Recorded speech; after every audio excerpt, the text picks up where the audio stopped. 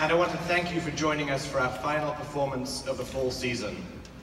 One of the great honors of this job is the opportunity to recognize people who have made an exemplary artistic contribution to the company over an extended period. In 1970, Kurt Herbert Adler established the San Francisco Opera Medal for such recognition. Over the decades, it's been bestowed on the most luminous, generous artists who have graced this stage. People like Joan Sutherland, Placido Domingo, Federico von Stade, and Renee Fleming. It's my great pleasure to bestow my first opera medal on a member of the San Francisco Opera family, someone who is a deeply committed member of our regular chorus and who is retiring tonight, Jim Meyer. Jim, will you please join me?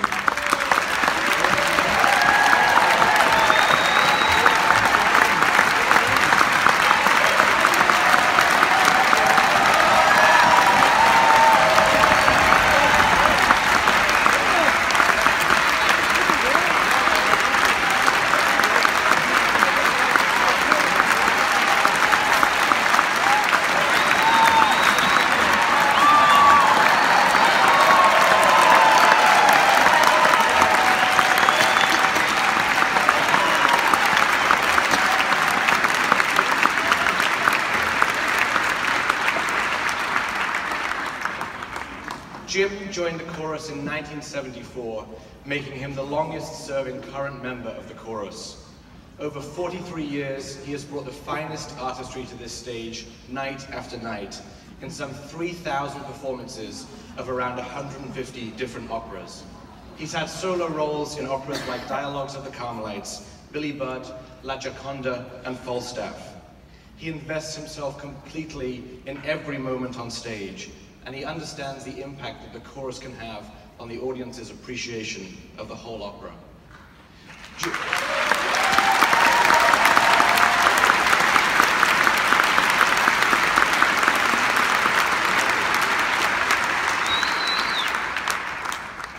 Jim's first opera here was Manon Lescaut with Leontine Price, and his time on stage since then has chronicled the great legacy of this company's history.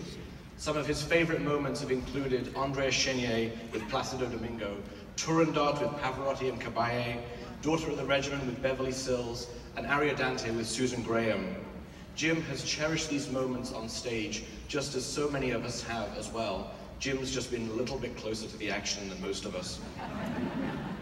In 1988, Jim was appointed the company's first and only chorus manager, which expanded to include dance manager 2 years later. Although he retires from the chorus tonight, he continues in his administrative roles. And after working for many years with Jim directly, I can attest that his integrity, his kindness, and his compassion impermeates everything that he does with this company. His first exposure to opera was at age 10 at the Metropolitan Opera with Leontine Price singing Aida. It's therefore very fitting that tonight marks this great milestone for Jim, which coincidentally is the 72nd performance of Aida that he has sung.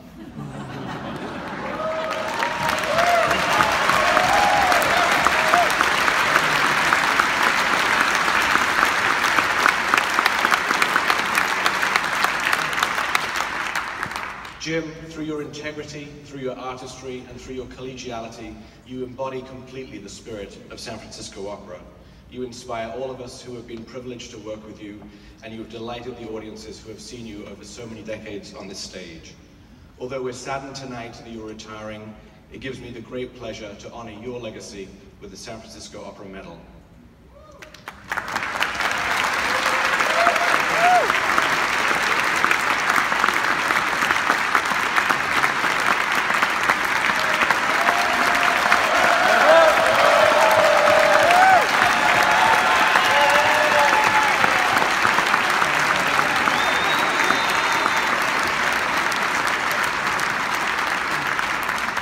And now, to make a few remarks on behalf of the American Guild of Musical Artists, one of Jim's colleagues in the chorus, Colby Roberts.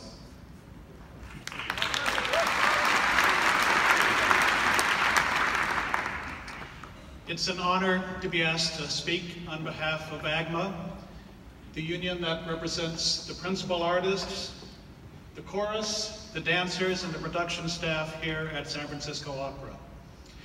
But first, I would like to personally say it has been a great privilege to work with you these past 25 years.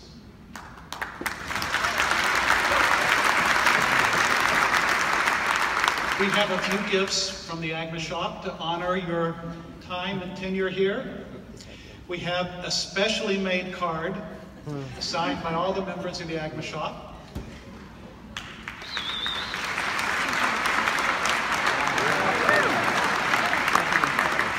We have a framed cinemagraph of the proscenium arch, a place where you spent so many years. And we have an original 1932 box seat chair.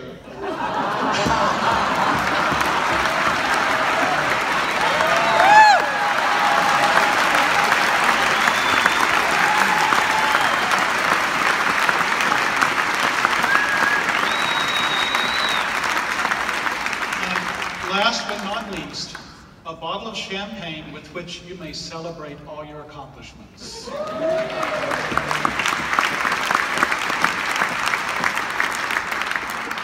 Jim Meyer.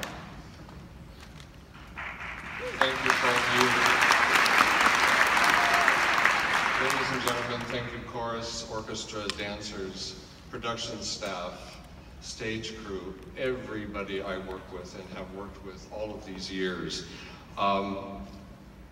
I'm just going to read this. It won't take long.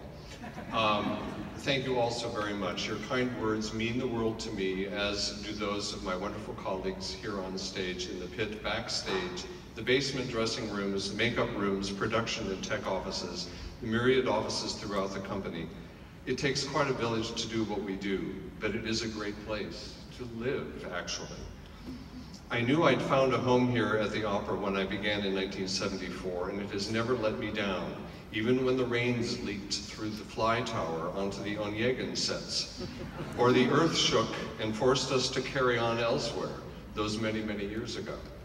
The occupants of this house, the audiences, the hundreds of people necessary to put on every performance throughout the company have never been less than warm, loving, and caring to me. And if I can, in some small way, return that love now to you all, please let me do so. And thank you from the bottom of my heart.